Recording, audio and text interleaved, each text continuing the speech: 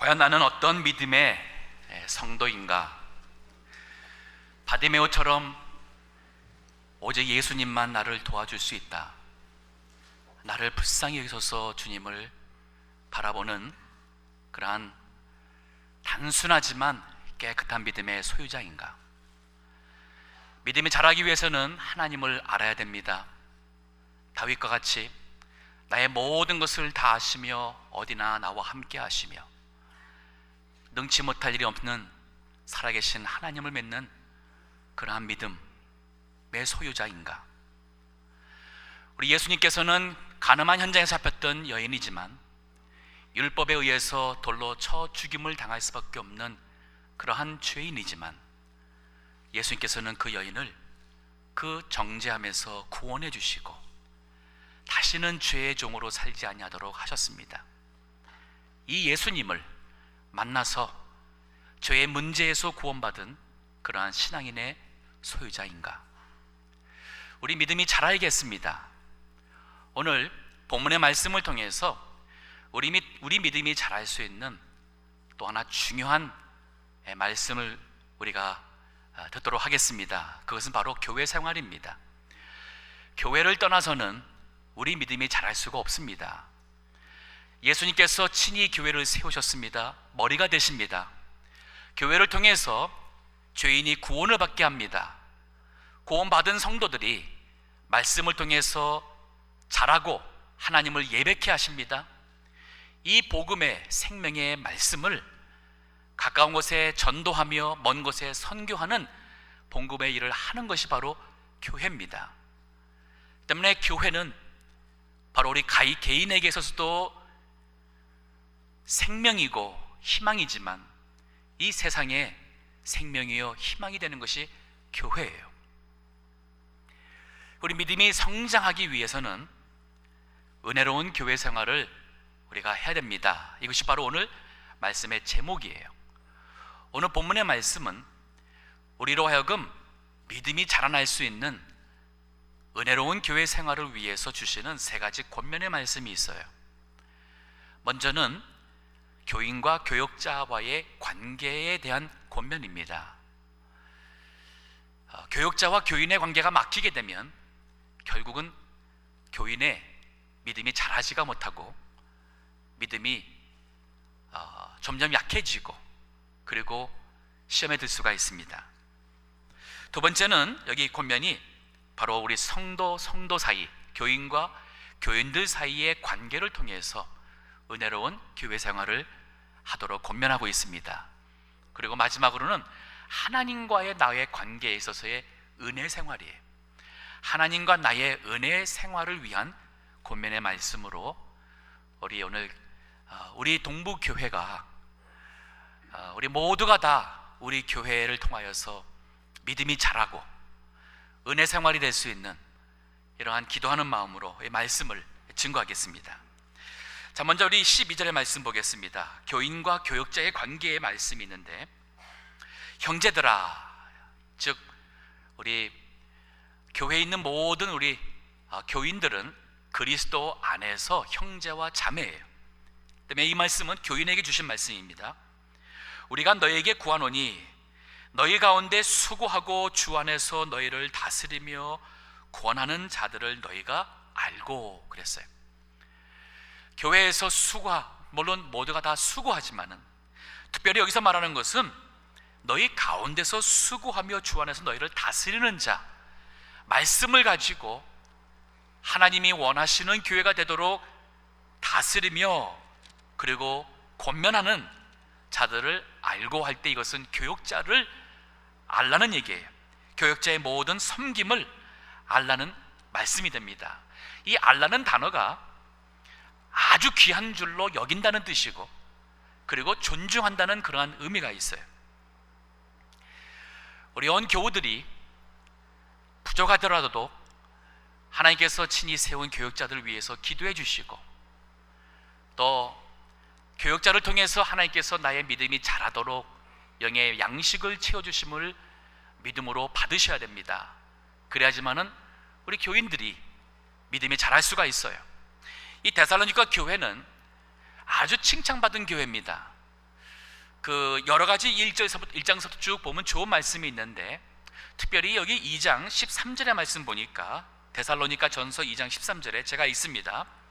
이러므로 우리가 하나님께 쉬지 않고 감사함은 너희가 우리에게 들은 바 하나님의 말씀을 받을 때에 사람의 말로 아니하고 하나님의 말씀으로 받음이니 진실로 그러하다. 이 말씀이 또한 너희 믿는 자 속에서 역사하느니라. 같은 우리 인간의 성정 가진 교육자라서 저도 다 완벽해서 이렇게 하나님 말씀을 선포하는 것은 아닙니다.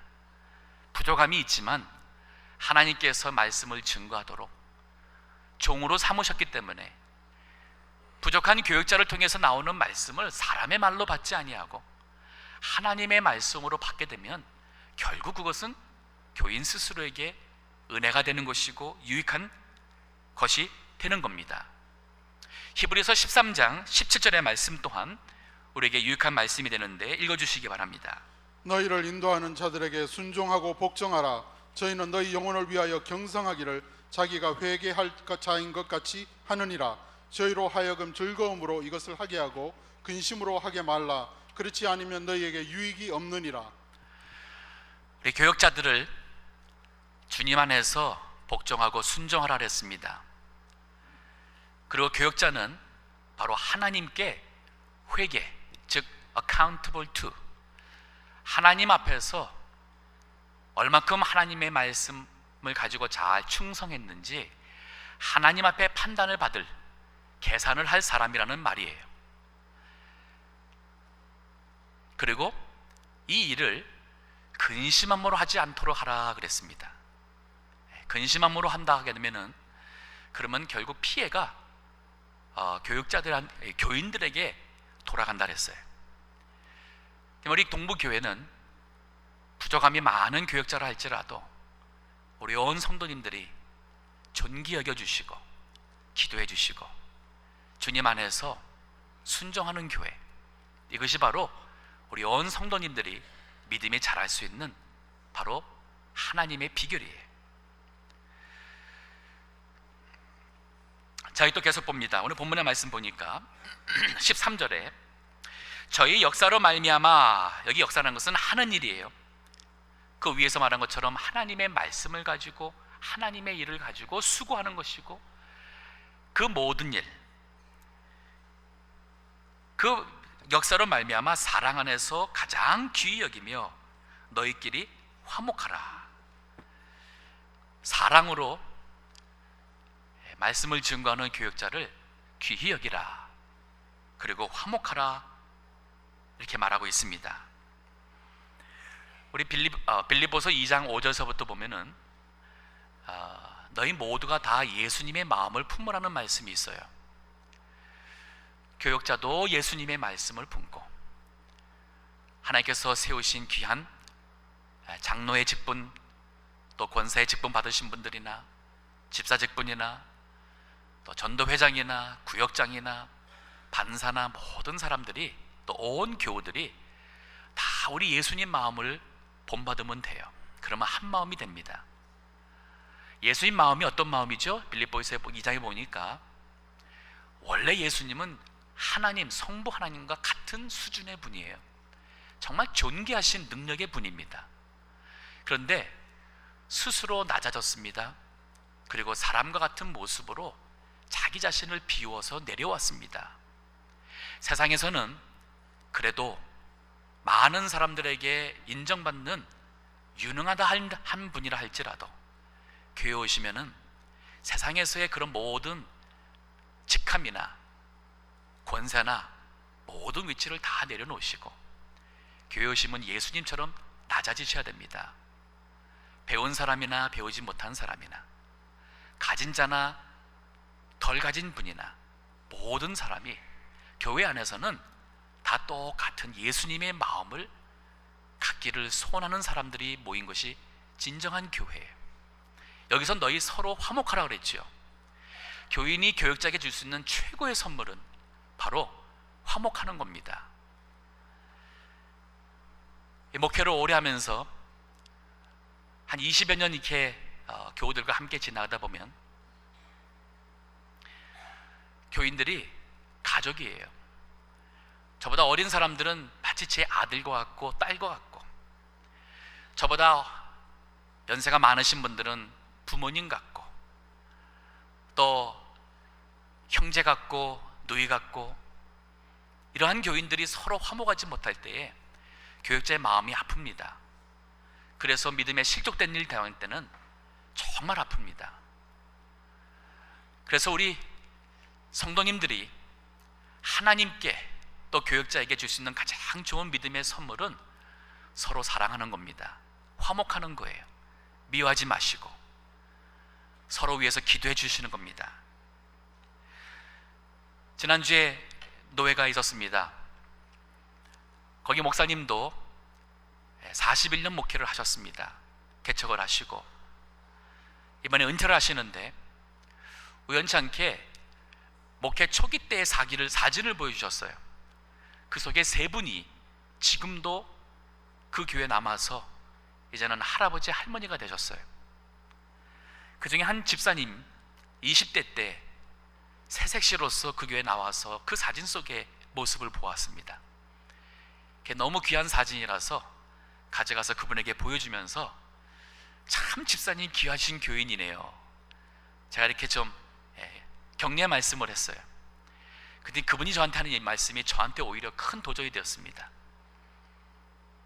존경하는 목사님과 한평생 신앙생활한 제가 감사하지요.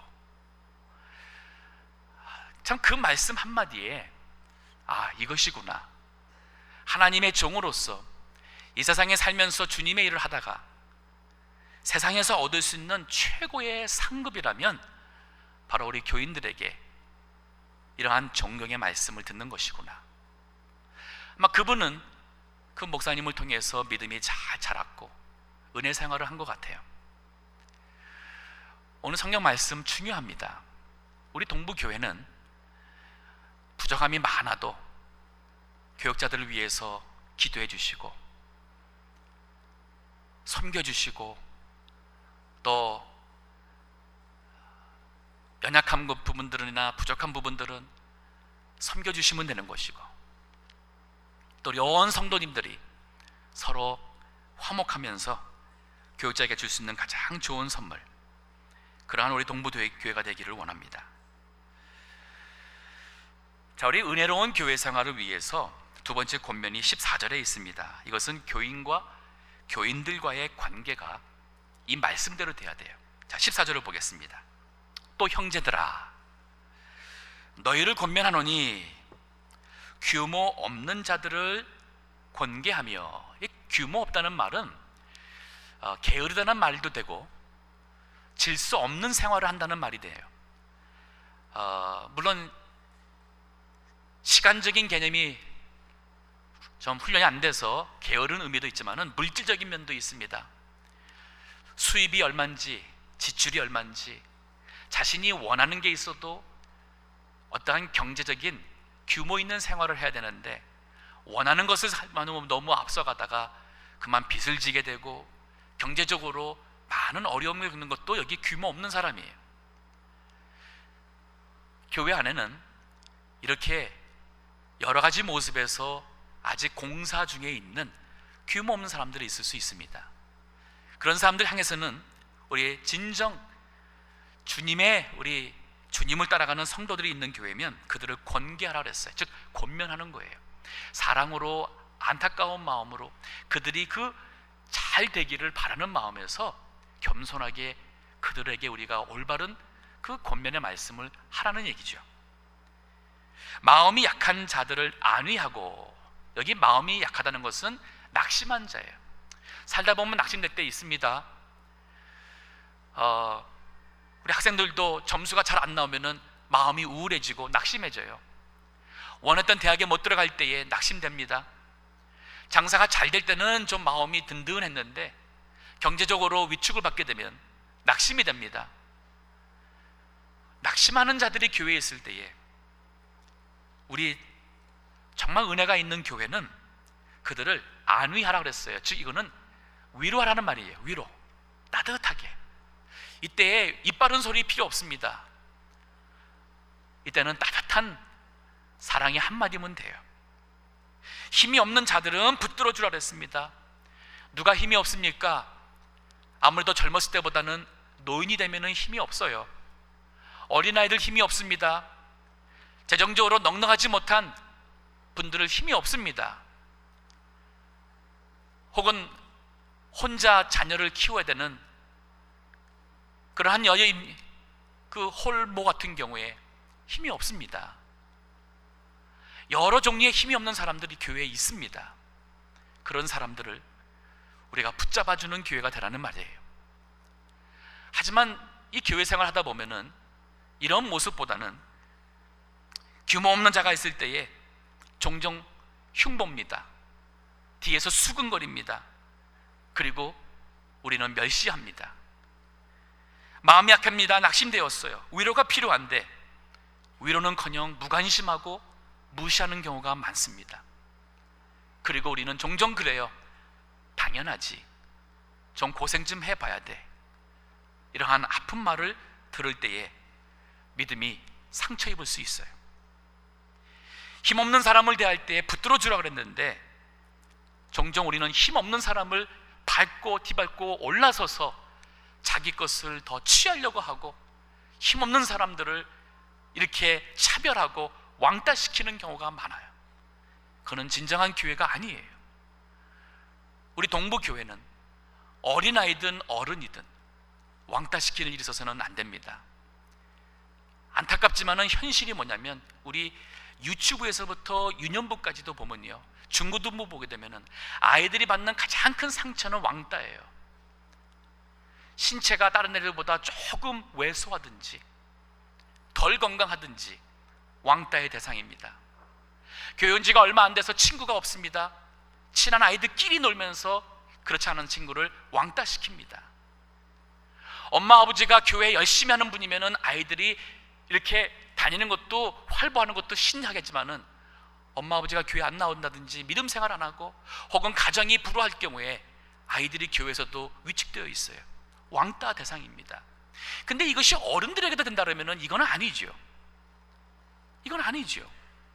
교회 왔다가 상처받고 배려가 없고 양보가 없고 따뜻한 말이 없어서 교회에 뭔가 좀 위로받으려고 왔는데 그렇지 않고 상처받을 때에 이건 주님의 마음을 아프시게 하고 우리도 믿음이 자라는 사람이 아니라 그들도 믿음이 자라지 못하게 하는 그러한 교회가 되는 것이에요. 어떤 분이 목사님께서 설교를 하셨는데 설교 제목이 빵집에 빵이 없다라는 설교를 하셨답니다. 저보고 들어보라 그래서 제가 들어보려고 했는데 듣지는 아직 못했습니다. 설교 내용이 빵을 사려고 빵집에 갔는데 빵이 없는 거예요. 화나죠. 그 빵집을 돌아서 나올 때 어떤 마음이겠어요? 다시는 내가 이 빵집에 안 오겠다.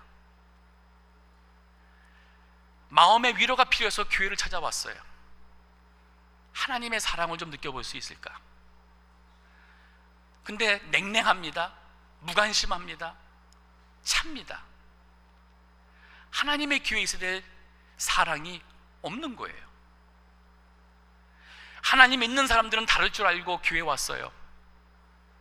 그래서 좀 나도 믿어볼까 해서 교회에 왔어요.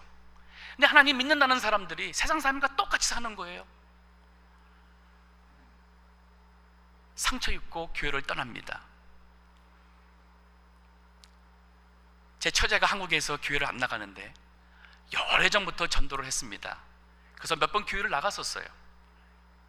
그래도 한 번은 잘 나가서 좋았는데 보니까 또 안 나가요. 나가다 안 나가다 그래요. 요즘에 전도를 하니까 아예 안 나갑니다. 마음이 닫아졌어요. 왜 그러냐 그랬더니 교회 갔는데 그렇게 열심히 하는 부부가 있고 하나님께서 복 줬다고 그렇게 아주 그냥 교회 아주 열심히 하던 부부가 있었는데 아이가 사고로 죽었어요. 아이가 사고로 죽으니까 그만 하나님이 계시다면 왜 내 아들 죽겠느냐, 왜 내 자식 죽겠느냐, 하나님 원망하고 교회를 떠났다는 거예요.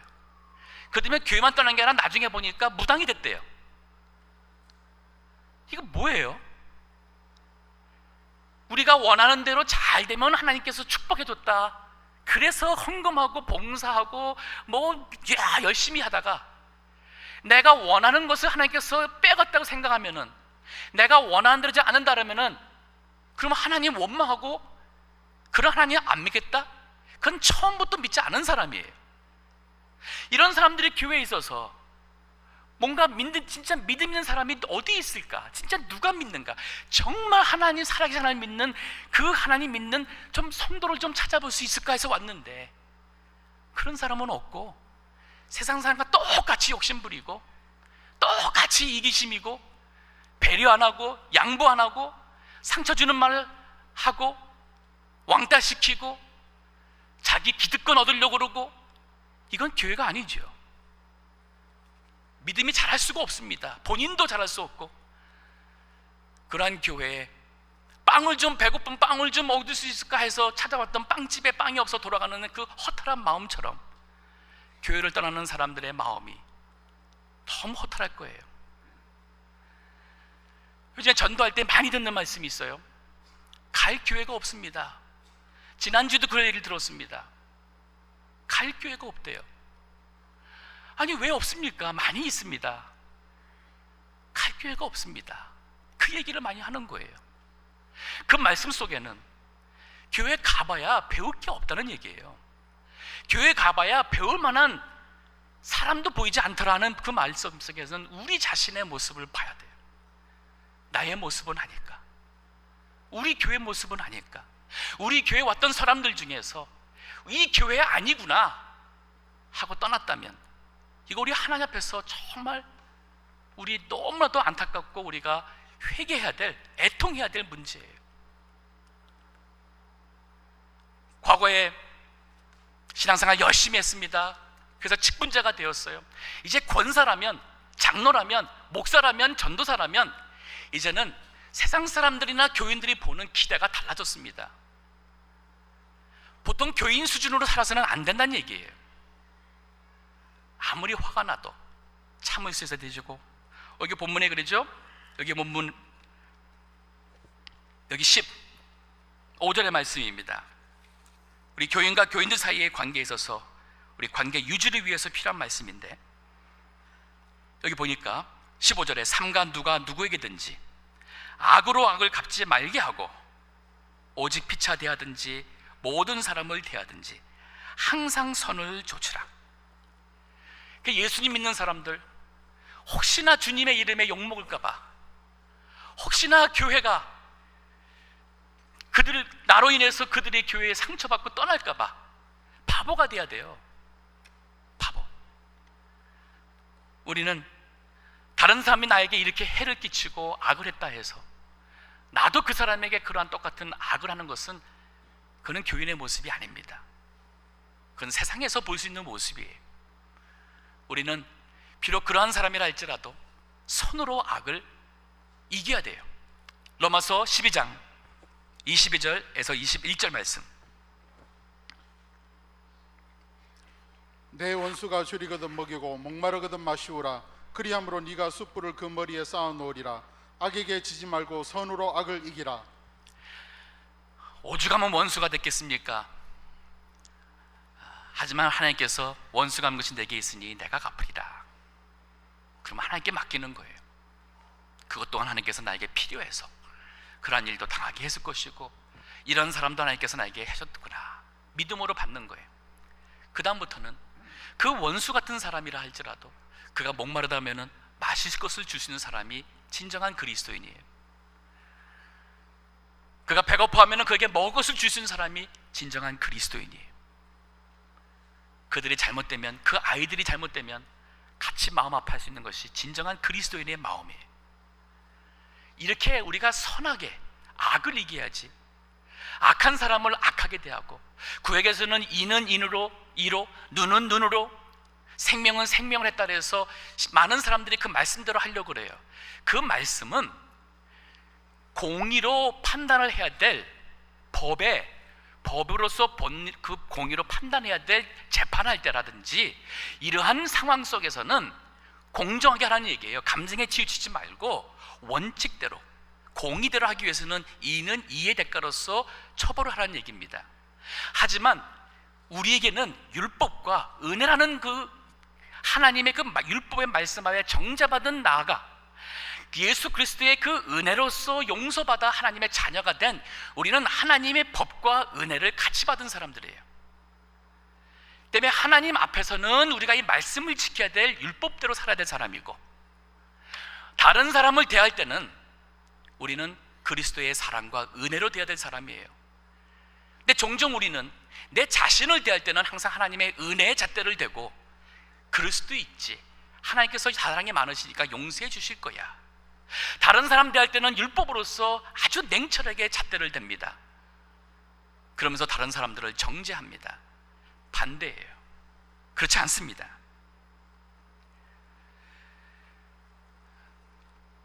우리 교인과 교인들의 관계, 다른 교인을 향하여서 정말 섬격하게 했습니다. 규모 없는 자를 권면하고, 마음이 약한 자를 우리가 안위하고, 또 연약한 자를 대할 때 그들을 붙잡아주고, 모든 사람을 대해서 인내할 수 있는 사람,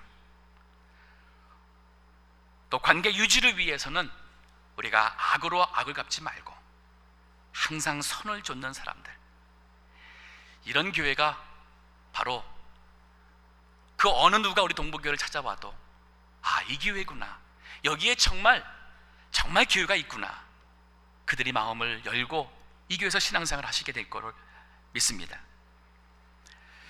자, 우리 세 번째로 믿음 성장을 위한 은혜로운 교회 생활의 권면 말씀은 하나님과의 은혜 관계예요. 나와 하나님과의 은혜, 이 관계가, 이 은혜 생활이 이루어져야 된다는 말씀입니다. 그래서 여기 16절의 말씀 봅니다. 항상 기뻐하라, 쉬지 말고 기도하라, 범사에 감사하라, 이는 그리스도 예수 안에서 너희를 향하신 하나님의 뜻이니라. 자, 이 말씀 우리가 많이 들었어요. 달력에 늘 실리는 구절이죠. 항상 기뻐하라, 쉬지 말고 기도하라, 범사에 감사하라. 근데 이 말씀이 지키기가 쉽습니까? 어렵습니까? 쉬워요? 어려워요? 어떻게 항상 감사가 나옵니까? 힘든데. 어떻게 사람이 살면서 쉬지 않고 하나님과 영적 교제하는 기도 생활을 할 수가 있고 범사에 감사가 나올 수가 없잖아요.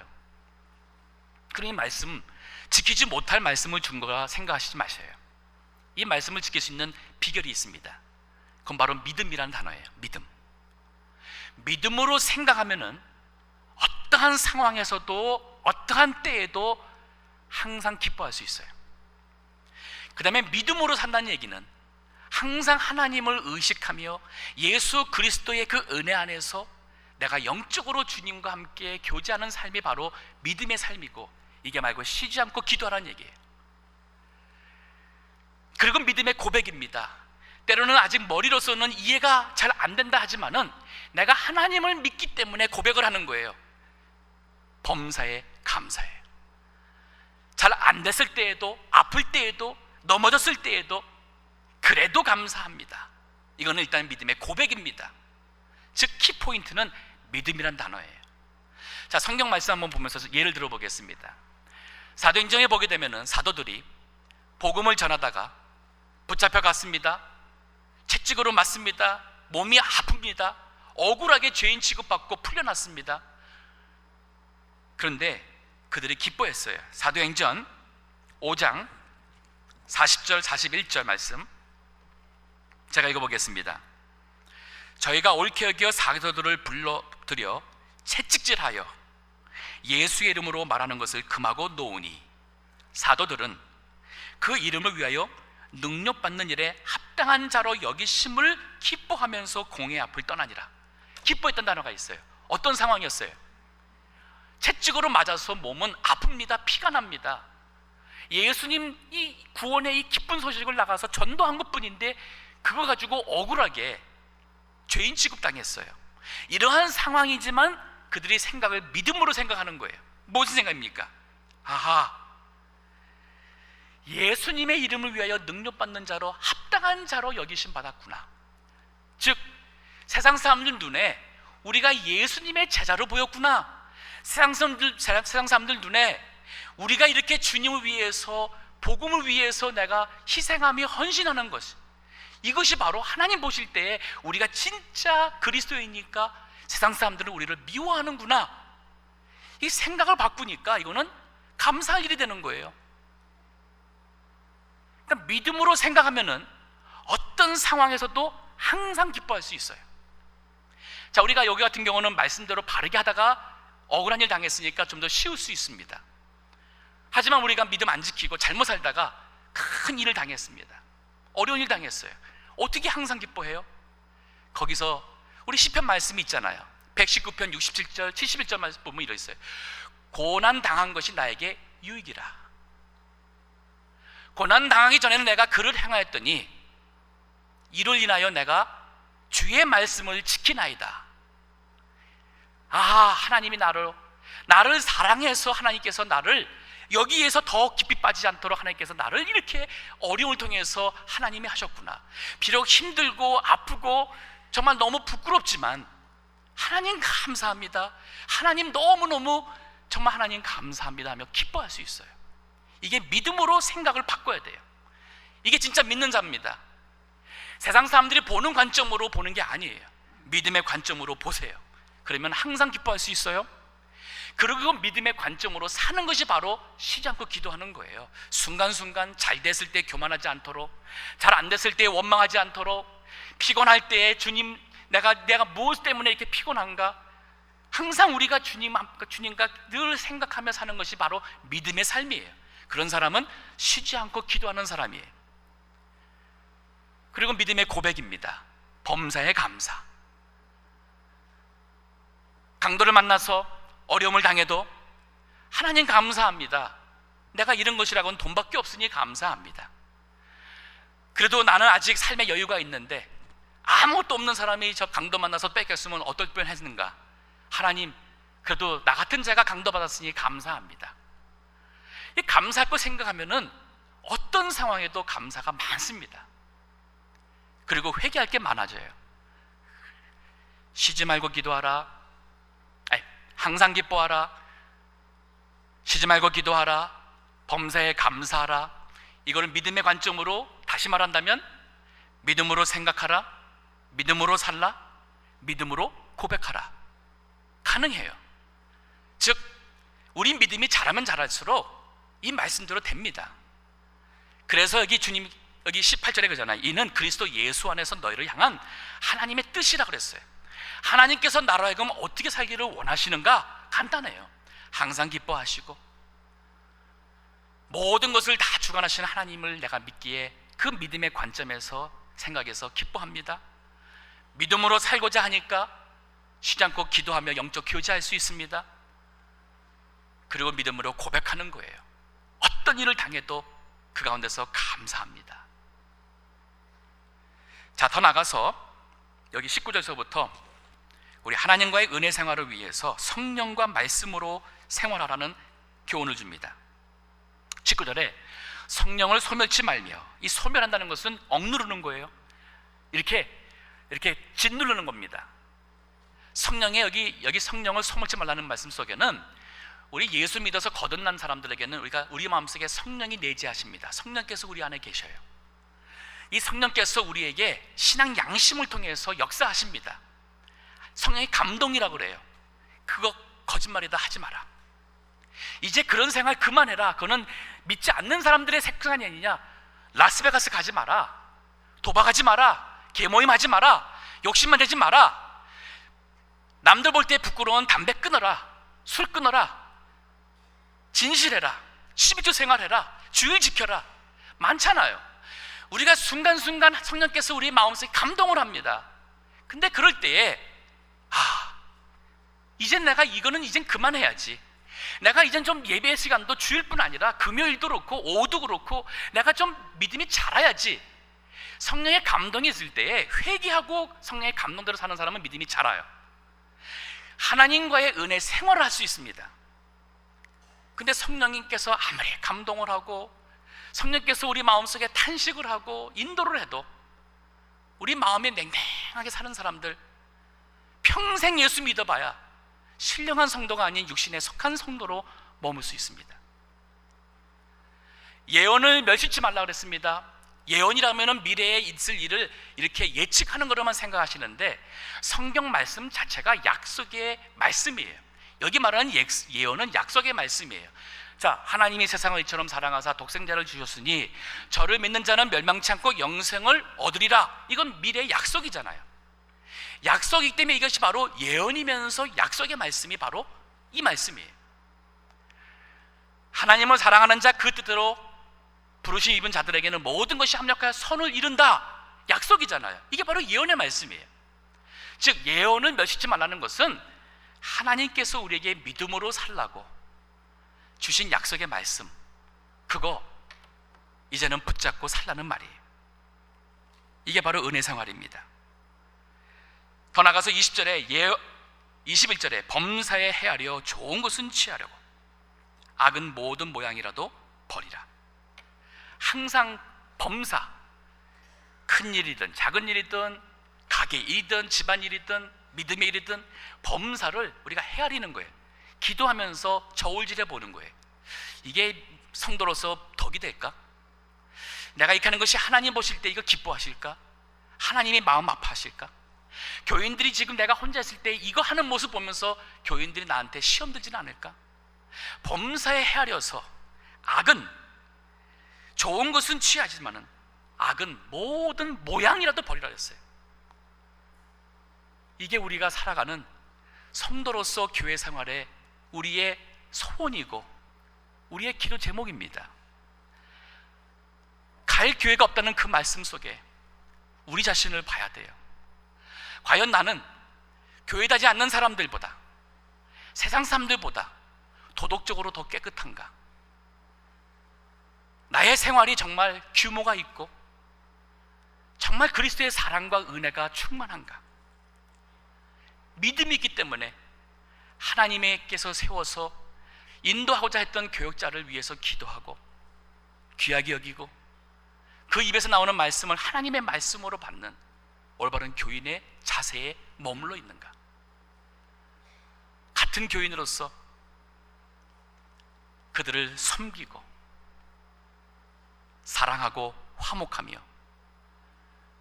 범사에 항상 기뻐하고 쉬지 않고 기도하고 범사에 감사하여 범사 헤아려서 좋은 것은 취하고 악은 모든 것을 다 버리는 이러한 성도,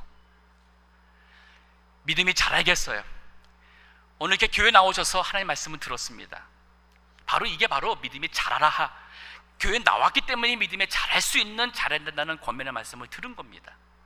교역자와 교인의 관계가 회복이 되고 교인과 교인 관계가 은혜 가운데 회복이 되고 하나님과 나의 믿음의 관계가 은혜의 생활로서 우리 모두가 다 믿음이 자라고, 혹시나 어느 누가 우리 교회를 찾아왔을 때 과연 이 교회 하나님의 임재하심을 내가 체험할 수 있구나, 그러한 증거받을 수 있는 우리 동부교회 될 수 있기를 간절히 기도합니다.